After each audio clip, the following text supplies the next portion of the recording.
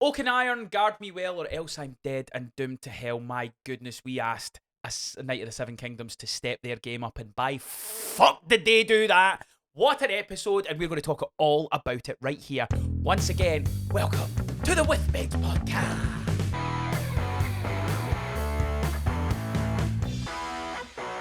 What's happening, trips, and welcome back to the Withmates Podcast. My name is Andrew Grayson, your host as ever.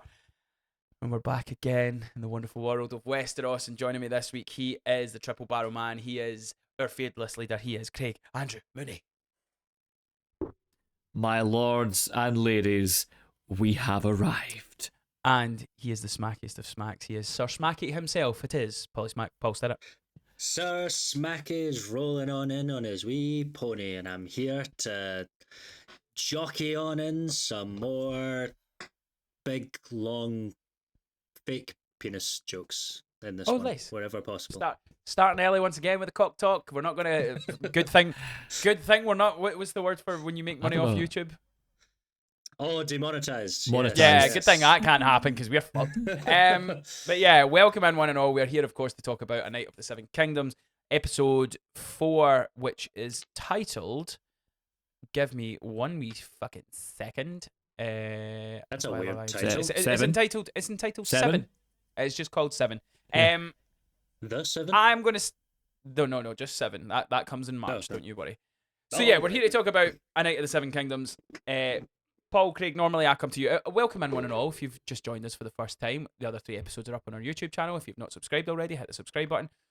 This is how the podcast is going to work. We're just going to get straight in with the spoilers. So if you've not yet watched this week's episode of A Knight of the Seven Kingdoms, now is the time to pause the podcast, head on over to HBO, Sky Atlantic, or wherever you watch the show, and then come on back to hear what we have to say. Now, normally I throw it to you guys, but I would like to start this week because I would like to say a formal apology, right? I didn't say it was bad. I didn't question it in any way that it was a poor series, but I asked for more. I said, I like what you're giving me, but you're just not giving me quite enough. And there's something, and again, I've spoken to my good lady's father, and had been watching it, and he kind of agreed with me. He's like, there's something there. I do enjoy it, but it feels like we're not quite there. There's something missing. But I would like to hold my hands up. Episode 4, my fuck am I in? And not only am I in, you got me in at least 3 separate occasions where I was like, yes, I fucking love this. Yes, I fucking love this. And then I cheered it a bit, and you made a fart joke. And I was like, fuck, they got me, because I was fucking hyped at one point, and then they made a fart joke, and I was like, yeah, that's good. And then I got hyped once again. Fuck me, I enjoyed this episode. And the one thing I'm going to say, and again, we are full spoilers at this point, the thing where I was like, yes, this is that I'm in now. I can officially say I love this series. And it was the ending, as it was building, and we'll get more into the monologue and the speech and all that kind of stuff, but I want to talk about the fact that the music came in. The Game of Thrones music, where I felt the first 3 episodes was its own kind of thing, where they played the music and then it was a poo joke. This was Game of Thrones. This was me going, we're fucking house against house, we're good guy against bad guy, and everything, the music swelled in my chest, just fucking pure raised out. I was like, yes, this is what I wanted, and I hold my hands up. I'm always happy to apologize if I'm wrong in these kind of circumstances. You fucking got me. So well done to the showrunners, well done to the writers, well done to everybody, well done to the performers, because oh my god, am I gonna gush about Duncan this episode. I loved this episode. I believe it is one of, if not the highest, it's 9.7 on it's 9.7 just now on IMDb. I know it's higher than any other House of the Dragon, but I'm going to look at Game of Thrones itself. It might not be as... There'll be one episode, surely, Game of Thrones that's higher than that. Let's see, IMDb like season 6 finale. Season 6 finale was fucking brilliant. Yeah, that was the Cersei. 9.4, so I think... No, sorry. Season 6, you nailed it. Season 6, episode 9 and episode 10 is 9.9. They also had another couple of 9.7s. Yeah. Fuck me, man. That was peak.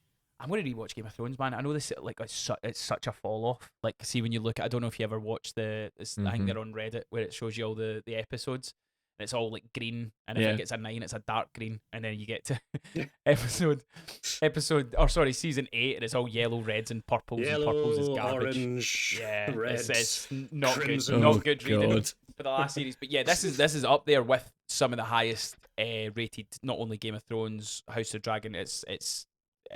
People are loving it, and I can understand why. And we're going to talk about why.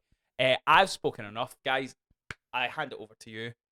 Fire away. Oh, Andrew, I'm so happy. I'm so happy that you had that reaction. I was hoping, I had my fingers and toes crossed that both of you would. I don't know about Paul yet, obviously, but I had my fingers and toes crossed that you'd come around after this episode, because my word, as you've already said, Andrew, this was Game of Thrones again. This was, we asked for the meat. We had meat and 2 veg last time. Yeah. We asked for the meat this time. So, do you know the thing we is? got it. We got it. Do you know the thing? Yeah. Do you know the thing is? Sorry to interrupt. I don't even think we've had the meat yet. I think the meat's next week. Oh, the meat's coming. The steak. We got a lovely wee starter there. That was a lovely wee haggis. Wee haggis bonbon there.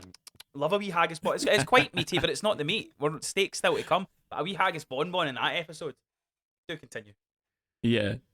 It was the performances for me. I think because what I was gonna go to, I had a wee argument prepared just in case anyone didn't like the episode. So we'll see what Paul says. But I had a little argument prepared, and it simply was that I feel like we're getting into danger of kind of misremembering what Game of Thrones was. Game of Thrones, like, you remember the big moments, you remember the Battle of the Bastards, you remember the Red Wedding, you remember the twists and turns, the big action sequences. But actually, 7 or 8 of the episodes out of the 10 of Game of Thrones per season was people in a room having a chat.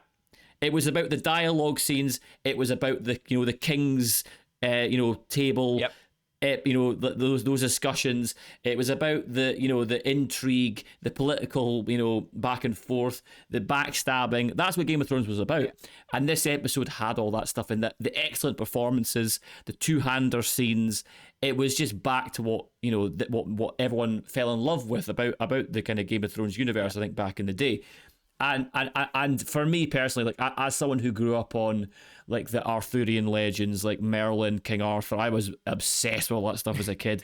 Knights you're not a proper dweeb, ain't you, mate? Like I love you to bits, man. But like, I love you to bits. I am a massive dweeb. Fucking wizard hat on. Yeah. I can't. I can't. Oh yeah. I can't talk. I've got Harry Potter ones and all that shit. And I fucking wait, man. I'll turn these around as well. This is my bookcase. Like, what adult is? That's my bookcase. So like, who the fuck am I to talk about? But it was just when you were sitting. I could picture you as being fucking. I mean, this is a guy who I ended up writing a fucking fantasy book, guys. Like, it all stemmed from all that stuff, so it's what I love, and the night stuff, the speech, as we'll talk about, that just got me going. I was just like, yes, this is what it's all about. Loved it, absolutely loved it. Paul, please. Nah, he's not. You know me. I was totally on board with this series from the start, and I guess I'm kind of out now. He's a liar. I was trying to get into it. Go on. Duncan was talking, and I just just couldn't do it. I'm kidding, of course. I loved this episode. I just couldn't resist the urge to disappoint both of you once again. But I twist like Game of Thrones, itself. I twist when you least expect it. So here I am. Yes. You zig when we zag. I'm quite the zagger. So yeah, for me, I like I mean, could anyone smell it during this episode? Could anyone smell what? Someone that exactly? Yeah. Well, no, not The Rock, but it was maybe like medium, because I quite like medium well done. I believe there was like some steaks going on. Pause. What? You eat well done steak? Hang on. What? So is that what you're talking about? No. Yeah, you medium, cook it all the way through. Medium rare, mate. I said medium rare is the way to go with You're steak, a fucking animal, mate. Like, you sitting chewing on a fucking doorstop when you go out for dinner. What are you doing? Well done. Dude, I just, it's the way it's eaten, look, isn't it? I'm going to put Have it I to you been lot, right? This is misinformed? the first Yeah. question that I'm putting to our lovely viewers. Yeah. Put it in the chat. How do you comments. take your steak, right? Vegans, Mm. go away. This one's not for you. But tell Paul why he's an animal. It's fucking medium. Medium, I'll give you, right? Medium rare is how you have it. Even I'll take rare. I wouldn't mind a rare. I'll eat a well done steak, but nobody's choosing that shit. What's the step beyond well done again? Burnt. I mean, Cremated. just before burnt. Then like Just I before like, burnt. it What's gives your- it like what's- this nice Yeah. crispy. What's your texture. sauce? What do you use have a sauce? Your steak should crunch. Is all I'm saying. No. I might go for a nice You a Diane. peppercorn man? Or you a Diane? No, I'm a no. pepper. You're a Peppercorn for me. I would say. am a Yeah. plain. I like a just garlic butter. I just love that fucking garlic butter. That's nice. Oh, Fucking love a bit shout. of garlic butter on a steak. Shout. Right, Maybe enough a about that. I'm red getting hungry. wine just, you know. You are so posh, man. Honest to God. Right, let's get into the specifics of this episode. For me, now tell me if I'm wrong. I kind of seen this in 3 separate parts. You had the first part where he was in front. Well, maybe 4. You had the part obviously when he's talking to Egg in the prison. You had the scene where he's kind of getting explained to what he asked for trial by combat, and then it's a thing of the 7. Yeah. You then get the recruitment kind of thing, and then you get the ending scene. Now, to me, the stuff that stood out to me the most, I think everybody in it done fantastically well, but Peter Claffey as Sir Duncan and Dexter Solanso as Egg are the 2 standouts for me, but especially Peter.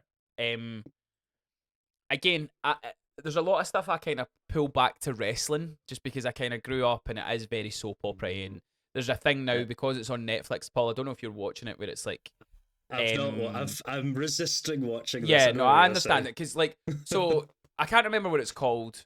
Unreal. Unreal, thank you. Yes, so it's a documentary series called WWE Unreal, where they essentially take you behind the curtain, and the word they use is kayfabe. So it's basically you get to see how they write the storylines, and you see that people who are enemies in the ring are actually like quite close and friends, like behind the scenes and stuff like that. So it kind of breaks the whole kind of facade of what wrestling is. However, there's a thing that comes up in wrestling where it's like it is very hard to be a good guy. And the biggest one that everybody knows in wrestling is Stone Cold Steve Austin. Stone Cold Steve Austin was a bad guy, but people enjoyed him so much. So popular. Yeah. So people enjoyed him being a bad guy so much that he then became a face, a good guy. But there's this like, there's a term where it's like a fresh meat baby face, where it's just this like, oh gee, basically, but basically John Cena in his main run. Yeah, so John Cena is when he became it was this, oh gee shucks, I'm the good guy, and everybody's like, no, you're a fucking loser. And the reason I bring this up is because to me, Dunk is that babyface. Dunk is that good guy. Dunk is everything that he's like. Again, it's the whole series and what this culminated to in the end is.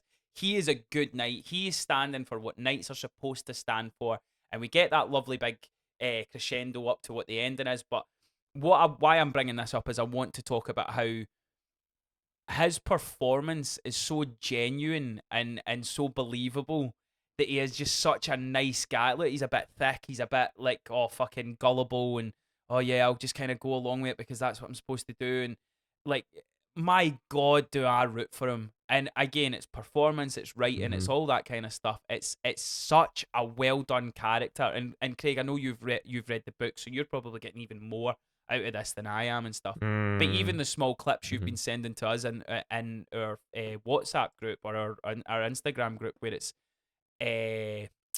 what's his name, Joffrey, reading the book, and he's like, oh, Dunk, Sir Dunk, he's got 4 pages, he must have been an incredible night and all that kind of stuff. And I'm just like, oh wow. So like it's like you're really starting to see why this guy is becoming so memorable. But yeah, to me, the stuff with Egg where he's shouting at him but not really shouting at him, and then the bit where he's standing in front of all these fucking arseholes at the table while they discuss how he's going to die, and he's like, right, can I go?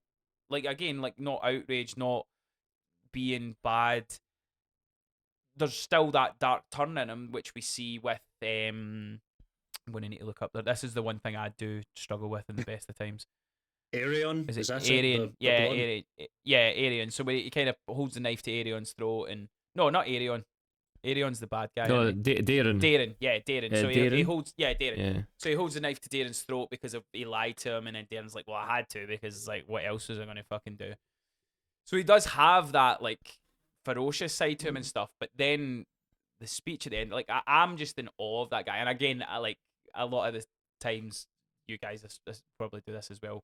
When I watch stuff and think of it as an actor, I'm going, I guarantee Peter's eyes when he's seen that fucking monologue, he's just like, oh, Yes. oh. Here we fucking go. And not only would that show excitement, he absolutely nailed it because he got this kind of vulnerability of this guy that shouldn't really be there. And the whole, I want to talk about him not knighting the squire and all that kind of stuff. And I get What does why that mean? no, I know what that means. We all know what that means. But it's like, it's done so well, and it shows a vulnerability, which and it then leads to him getting to be this like fucking rousing Braveheart-esque speech to, and again, I hold my hands up when the Baratheon cunt stood up. I was like, fucking let's go! Oh, he's just shat. Like, what the fuck? Like, they got me. I was in. They sold me up the river.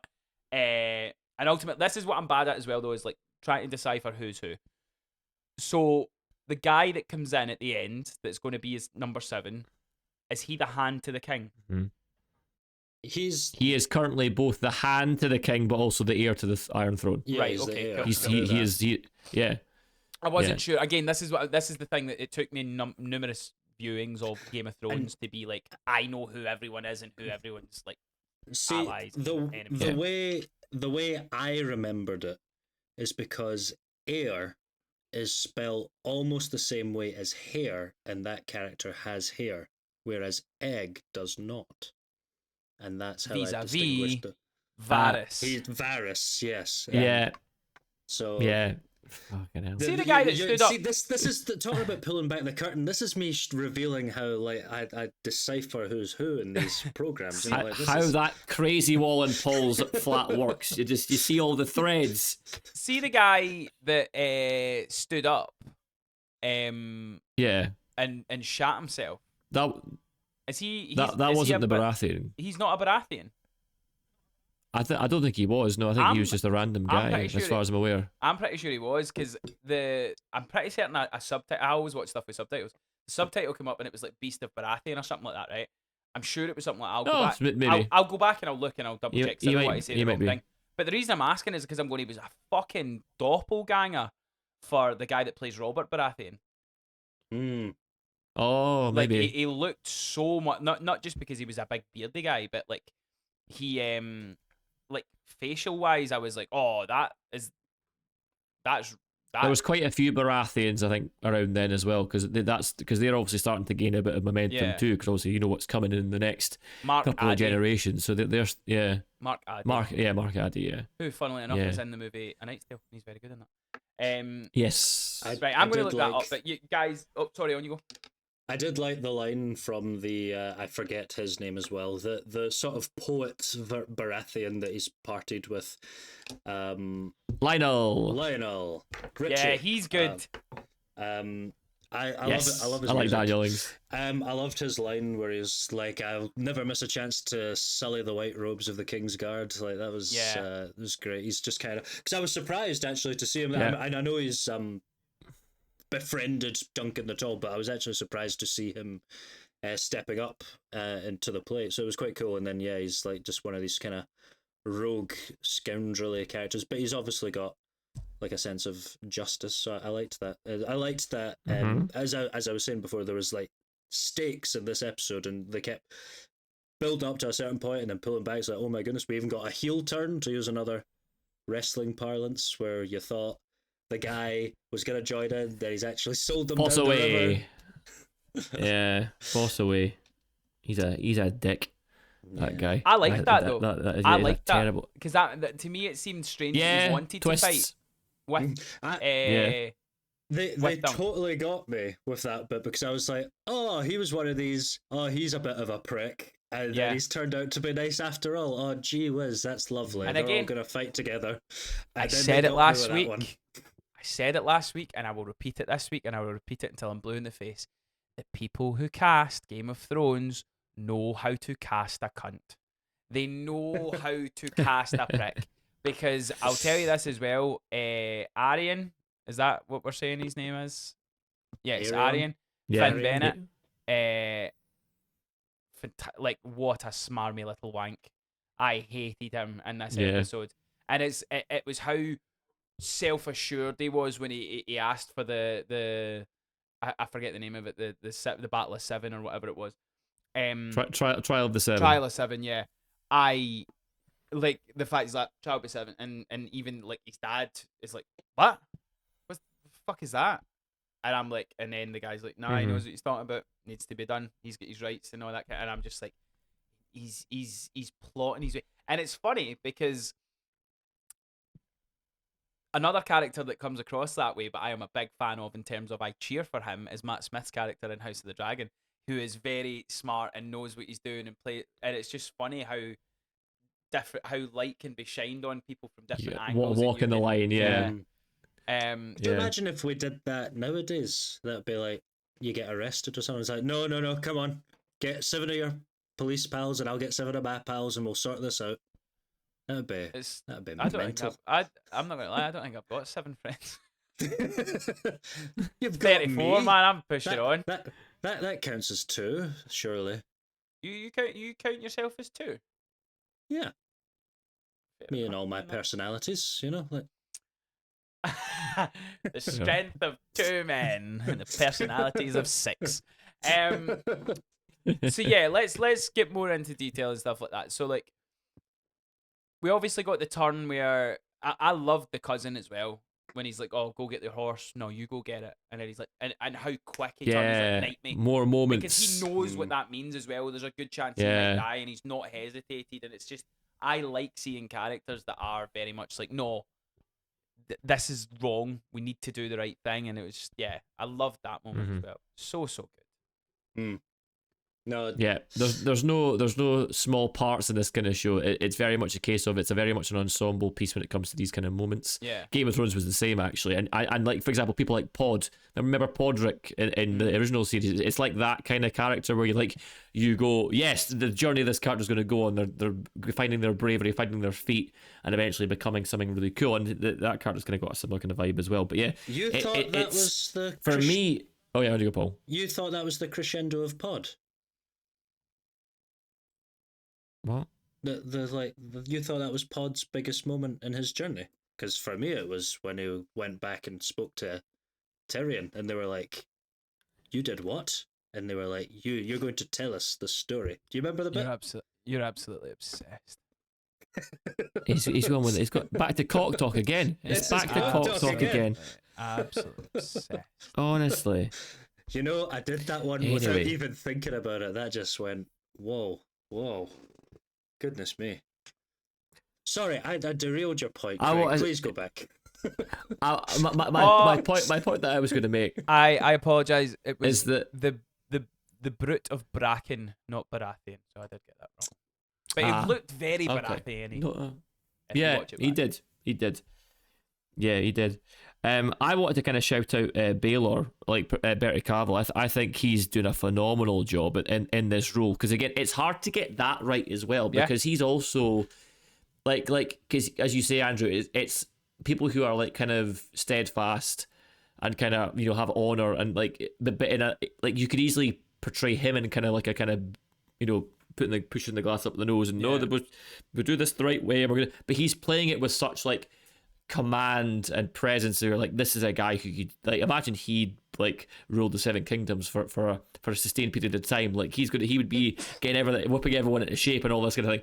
And like that for me was the moment I was waiting for. As someone who read the books, I was waiting for that moment of him riding in and going, I'm gonna fight for Duncan and fight on the correct side, because I remember that reading that, was going yes, and obviously it linked with obviously the theme song coming in, which I thought was a perfect good way to put in that theme song, and it got me going. It was the timing of it as well, because I love hearing like speeches underscored with that music, and then it build and build and build, and then by the end of the end of the scene, and we get the credits, and then it's just the music.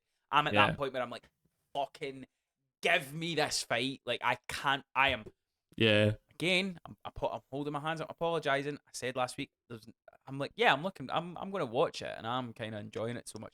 I can't wait for next Monday now. I am so excited to watch the next episode. It's going to be a scrap. Yeah. It's going to be Now, an I'm episode. not gonna I lie. think we See, predicted an episode scrap. if they fucking House of the Dragon me, I'm not going to be happy. Because I can remember every fucking other episode they get into the end of a House of the Dragon episode. I'm like, yes, that's next week, big fight, and then nothing. So yeah. Did it? I think it released earlier in America though. Yes, because people were talking about it. Yeah. I was confused as well because people were talking about how good it was. Yeah, New Rockstar had a video out on Friday. And I thought it was just a theory video or something, and I hit it and then realised that they were Super talking Bowl. about... Yeah, Super Bowl, but... Super Bowl. Oh, by the way, That's why. any That's why. American viewers watching, what a shit game. Fucking sat up to 4 o'clock watching that pish, man. It was fucking dreadful. Absolutely rotten. Top Golf was fun, but jeez, man. Aren't you just describing all American football? Oh, yeah, exactly. Come for No, me I in the don't- comments, America's. Whoa. Last year's game was good. I remember last year's game being it. American football I've is pish. literally You never like watched rugby? it. It's not much different from rugby. Except for Fuck off. Except for Fuck off. the players stop for about half an hour, 45 minutes while they strategize the Yeah, next for 10 the seconds. adverts. Listen, So they can monetize as much as humanly fucking possible wearing all their not headgear. fucking beat around the bush, right? If Honestly. you're not football and you're not golf, get in the bin.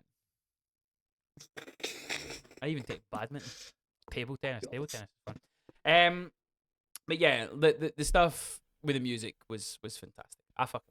It just as I say, it hypes you up to that level of like I can't wait for next week. I'm actually going to go and look and see if there's a preview for next week to see what the crack is. Cause I've watched it. I've not. Well, that's what I'm saying. I've not done that at all. This full series and stuff.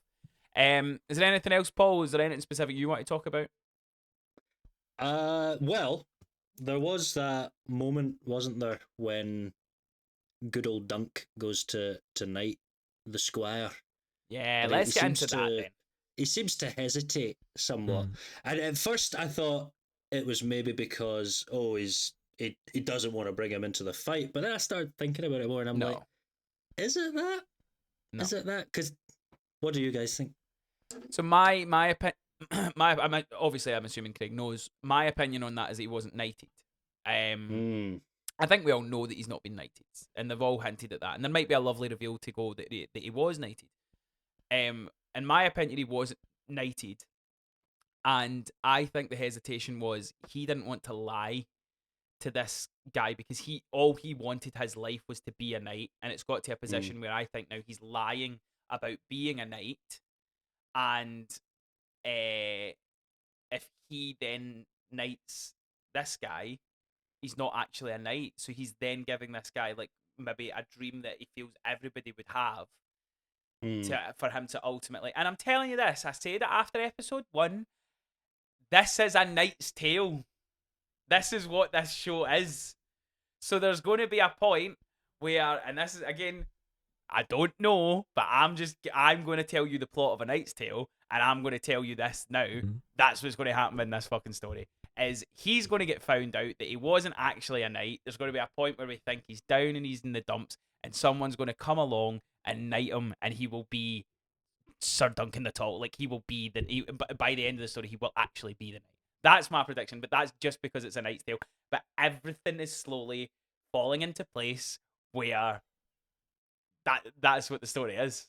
And I hope like either way, if it is or it isn't, I'm thoroughly enjoying the series. But that's my prediction: is he's not a knight. He'll get found out he's not a knight, but he will eventually get knighted because he is essentially a knight because he does everything that a knight should do. He's got I'll say, I'm not going to comment on whether you're right or wrong, Mm-hmm. but I'll just say I'm excited to see how they address all of that. Yeah, things that I'm excited to see. I'm excited to see how they actually show it. Yeah, I'm intrigued. He basically knows what they show, what they don't show. He knows all the maneuvers. He knows how to drive the car. He knows the laws of the road, but he just doesn't have his license. That is basically the crux of it, you know. And we all know that's not all that important, really, but you still need it. But yeah, I love that. I like that because again, I really like that character. Is it Larian? really like how I think he knows as well. I think that's why he stepped in and went, "I'll night." You Oh, go- Lionel. yeah, Lionel. Sorry, Lionel Baratheon. yeah, Lionel Yeah. Baratheon. I feel as if he knows or has figured it out, and I think that's why he's like, "Right, you go. I'll knight him." Because That's why he went, knows. "Knight you, knight me, knight for." Sorry, it's a Lionel Richie joke. You have to know Lionel Richie stuff to. All night long. Is that not Lionel Richie? That's Lionel Richie, yeah. Yeah. Yeah. All night long. Oh, that's even better. Oh, Yeah, screw you. that's what I was a better wondering what you one. were going for, mate. God damn it, that's a better one. Damn it. Almost as if I sing for a living. There was I did have a small hesitation though. See when they slowed that down, and I was like, "Is he going to turn?" Obviously, he didn't. I had the same thought actually. But I also love the speech they say when they knight someone, because obviously it happened with Jaime Lannister when he knighted Brienne of Tarth. Yeah, Brienne of Tarth. Yeah, Brienne of Tarth. Yeah. What is it? Who is related to Sir Duncan at all? Oh really? She's That's cool. descended from she's descended from Sir Duncan at all. That's awesome. I didn't know that. Yeah. Hence why she's so tall. Fair. She's one of my favorite characters in Game of Thrones.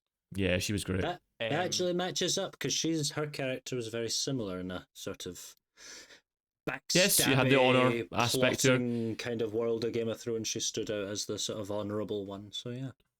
But this, I just want to give credence to it because I'm assuming if this is, I don't know if this comes from anywhere or if this is just a Game of Thrones thing, but the knighting ceremony, but it's in the name of the warrior I charge you to be brave, in the name of the father I charge you to be just, in the name of the mother I charge you to defend the innocent.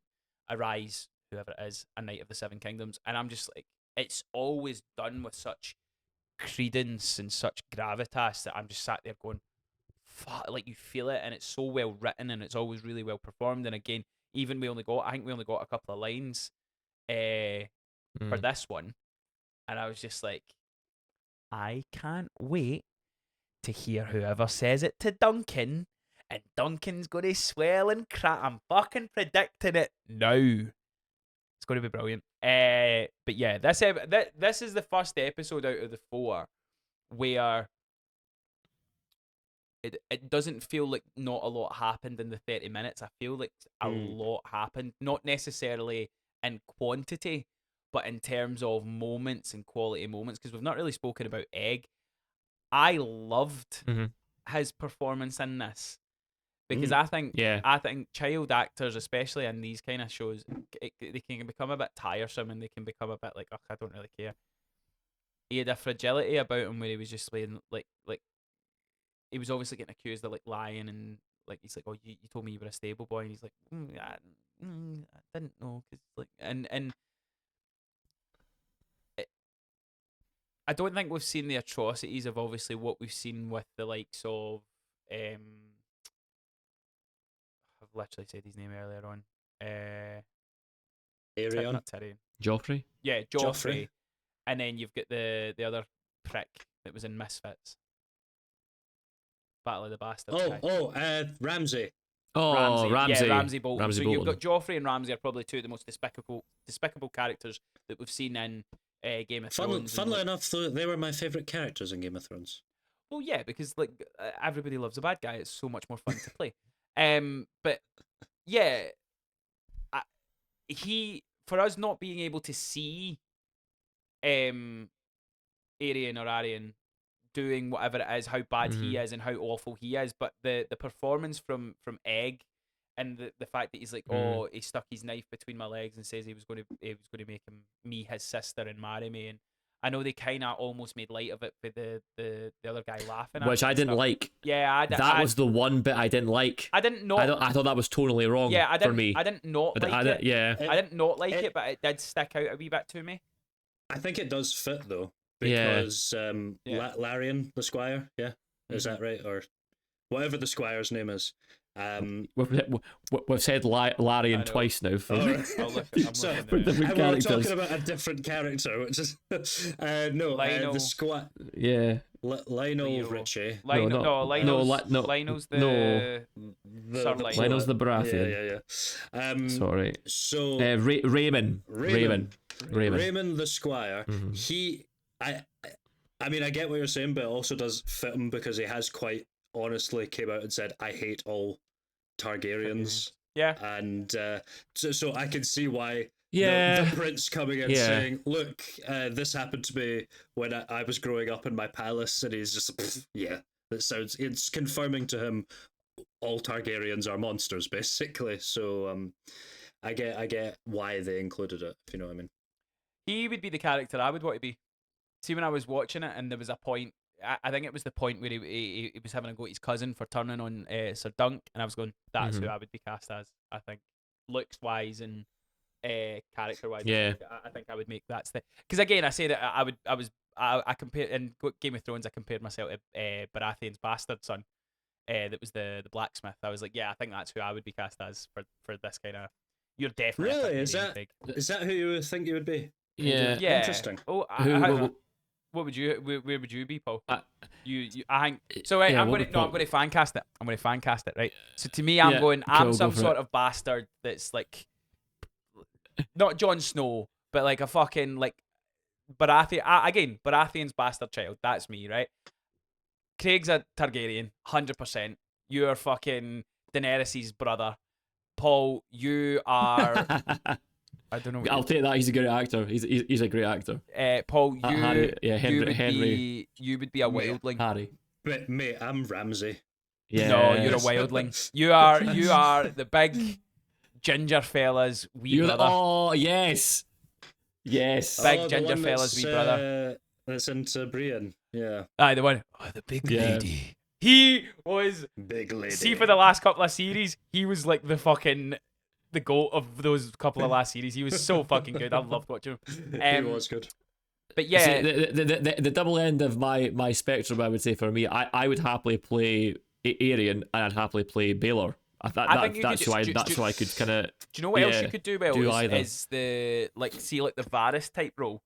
Or the fucking Yeah, what's his or name? Littlefinger. Littlefinger, yeah. Littlefinger. Yes, Littlefinger. I'm good at that. Not necessarily those, Yeah. necessarily those characters, but that type of character that's someone that's That just type like, of character, yeah. that might not be royalty, but like is in with the bricks in terms of like advice and Yeah. like an advisory kind of role. Yeah. You'd be really good at that. Puppetry kind of. Yeah. Behind the scenes. yeah. Littlefinger is such a good shot. I reckon I would be Lionel in this one. I think that would. And fit this me. one, yeah, I could see that. But yeah, I think to me, there's so much good in this episode, and it's set the series up for the rest of the series to be fantastic. Like, I think the pacing of it, I still stand by. I think it would be a better binge, because then I wouldn't be so negative on the first three Yeah. episodes. If I binged through those first three episodes and hit this episode, I'd be like, this is fucking brilliant.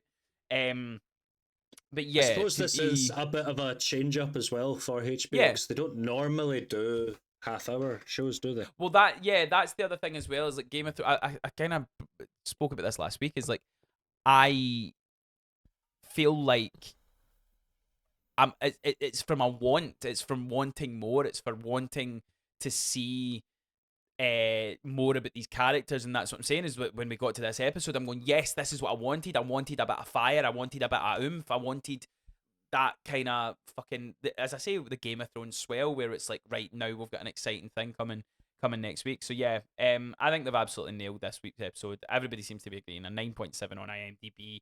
I've not looked on social media yet. I just finished it just before we come on and started recording, but I'm going to check social media and see what everybody else is saying. But for me, the standout of this episode is Dunk. I think this was his episode where I'm like, you're now. This was his Jon Snow episode where it's like, all right, Jon Snow is like the main guy in Game of Thrones now, and I'm like, no, Sir Dunk is. But like this episode has made me go, I care about this guy, and I want to see what else is coming. I'm so excited for it. It's so good. Is there anything else, you guys? I was just gonna say, I don't think he was stabbed 10 times in this. Did I miss that? Yeah. It's a Jon Snow joke. Sorry. Not my best material, but for the watch, and I would have been one of them. He betrayed the watch. I know. You're a wildling. I've already told you that. Is there anything else we want to talk about before we move on? Egg was it? What was it? There was when we Oh no, wait, saw him. I They do have mentioned something. there was the line. There was the line about that I thought was interesting, where he was like, what's your egg then? What's that short for? Short for Egnon." And that's like the name of some. I don't know the history or anything. I just know it's like the name of some What? conquering madman. Oh, And for fuck's sake, Paul. For fuck's sake. Aegon. Aegon. Aegon the Conqueror. The one they Uh-huh. talk about in the entire history of in Game of Thrones. They mention him in every other fucking episode. It's the guy who conquered Westeros. Aegon the Conqueror.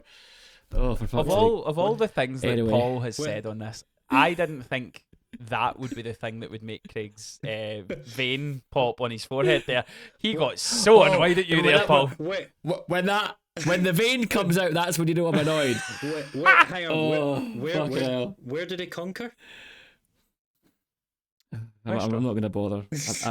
My blood pressure's too high. The other thing- He now knows he's got me, so he's just going to keep trying to push me. The point I was trying to make was that it's Yeah. another inkling towards I don't think everything's going to end up all hunky dory for old Egg. I think the Well, we know that. soothsayer woman was like, there's something Stuff at to there's come. something no right here, and so I think it was just a nice another nod to that. The other moment I wanted to bring up, and I just realised that I said it at the beginning of the episode, the quote about the shield. Seth Rollins was in this. Paul. There's a line in a movie where it's like, is it in Game of Thrones? I can't remember, where it's like, you're alive because I find you amusing, but like, do you know what I mean? I was just like, I just got that popped into my head. I'll figure out what the line is and I'll text you, Paul. The only reason you live is because, oh no, I think it might be for Game of Thrones. It's not. It's from Kung Fu Panda 2 or 3. I'll get the line up. I'm sure it was from Shakespeare or something. No, you know, no, Kung Fu Panda. I'll get the line up in a minute. But yeah, the line that I said, Steely Pate, oak and iron, guard me well, or else I'm dead and doomed to hell. I loved that scene where he got his shield and he sat and looked at it. It was beautifully painted, and it is just this big oak tree, and he's like, oh, the star is falling. This shield is like, it kind of describes my death and what is kind of coming to me. And he's like, no, the oak tree stands and lives, and it's green, so it's summer. And it's like just this moment where Dunk is just feeling as if everything's going against him and the world's falling on top of him. And this ironmonger, this blacksmith, is just like, no, you're fucking one of the good ones, mate, and you're standing tall. And he's like, how much do I owe you? And he's like, a copper. And I'm just like, fuck yeah, like characters that are adding this kind of fucking this is why I love Game of Thrones. This is what I need for Game of Thrones. Okay. Genuinely, I'm not trying to shit on what you just said, because I do agree. But I did not pick up at all that he said a copper. I genuinely thought he said a cuppa. I was like, that's an odd phrase for Game of Thrones. I was like, just a cup of tea. Cup of tea. You Cup of need tea.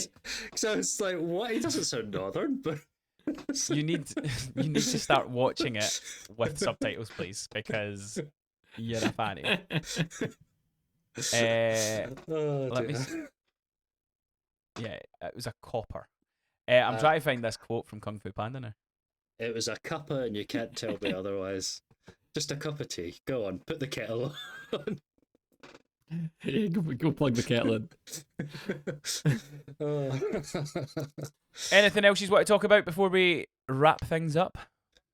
I think this episode was kind of mostly in 3 bits, wasn't it? You had like Egg coming into his cell, he's giving him a berating, then he gets put in front of the 7 important people, and then he gets challenged to, and then I guess he goes into the tent and then goes out into the tourney, the big arena, and then he does his big speech. So a question I want to ask is I've kind of quickly seen it just because I wrote it, and I was trying to find out the name of the character, and find out it was like fucking, it wasn't a Baratheon. it's the fart. Did you like that? Did you feel as if that was like kind I of ruined the moment, or to be honest, like I get it's in like the vibe of the show, but we have had, I'm pretty sure, a shit joke in every, or a cock joke or something like that in every Yeah. episode.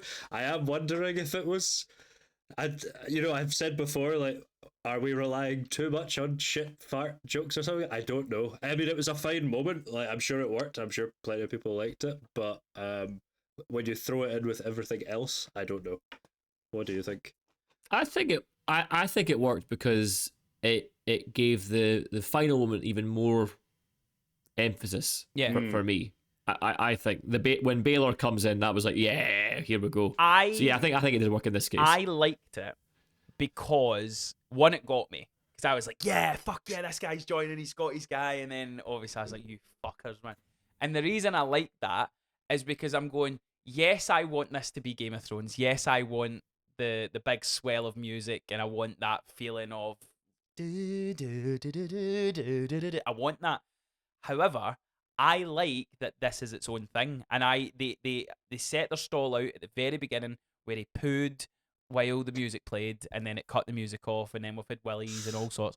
So to me, that was just a wee yes. We're gonna do the Game of Thrones thing, but remember, fart. Like I like that. I was just going, yeah, okay, you're still being that kind of goofy, weird, like fucking light-hearted Game of Thrones, but we get these epic moments.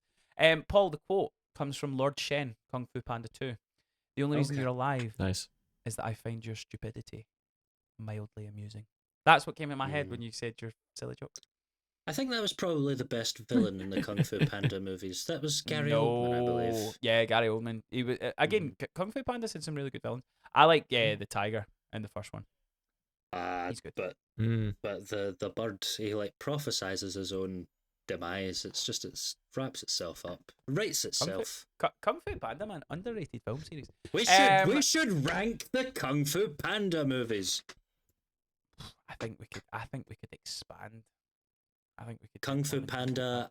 No, I think and we could. I think we do DreamWorks. I was gonna say Shrek, DreamWorks How would be to a Train good Your one. Dragon, Kung Fu Panda. Oh mate, that is a list. Yeah. Okay. Let us know in folks, the if you want comment that section. ranked, Yeah, get in the comments. I'm ready to do it. Let's do it. that could be the next ranked. That's all for this week's podcast. Yeah. Let us know what you're thinking of A Night of the Seven Kingdoms. Are you loving it as much as we are now? Were you in the same way as us, or were you like, Andrew, you're a fucking idiot? It's been amazing from the beginning. Let us know your thoughts on A Night of the Seven Kingdoms. Let us know how excited you are for next week's episode. If you've watched next week's preview, let us know what you're excited for next week. If you've read the books, please don't spoil stuff because I've not watched it. Paul's not read it. So fucking let us enjoy it as best you can.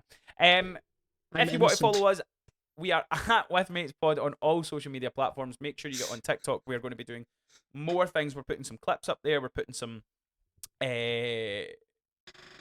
reviews up there. I need to talk to you guys about it, but I'm possibly thinking we need to figure out the elements of whether it'll work or not. But I'm feeling, because of how busy we are going to be in March and April, and I'm not going to be here, I'm going to be in Lincoln, one of the series might be exclusively reviewed on TikTok as a live series. Okay. Whether that be Daredevil, But which one? Daredevil, Invincible, or The Boys. Probably not The Boys, because The Boys is a finale. It's the final series, so that I would like to get on YouTube. Mm-hmm. But yeah, we'll figure out if that's possible. Yeah. But yeah, make sure you follow us on TikTok. There's a lot more stuff coming up on TikTok. If you've not already subscribed on YouTube, hit subscribe, hit notifications bell, and you'll get a notification whenever we put a video up, when we are getting the videos out thick and fast, because we are slowly getting close to the first big movies of the year. We've got some wonderful movies coming out at the end of February. There's some amazing ones coming out in March. And very, very soon, we're going to be back in the world of Star Wars. We're going to be back in the world of Marvel, DC. There's all sorts of movies coming out, so make sure you are getting involved in the conversation and watching along with all the stuff that we will be talking about. If you want to follow me, I'm at @Alpha the Grey. Craig is at Craig Andrew Mooney. Polysmack is at Stirrit Story, but we don't want your follows. Follow the podcast at With Mates Pod on all social media platforms. Get involved in the conversation. Let us know what you thought of Game of Thrones. And until next time, thanks for watching. It's on a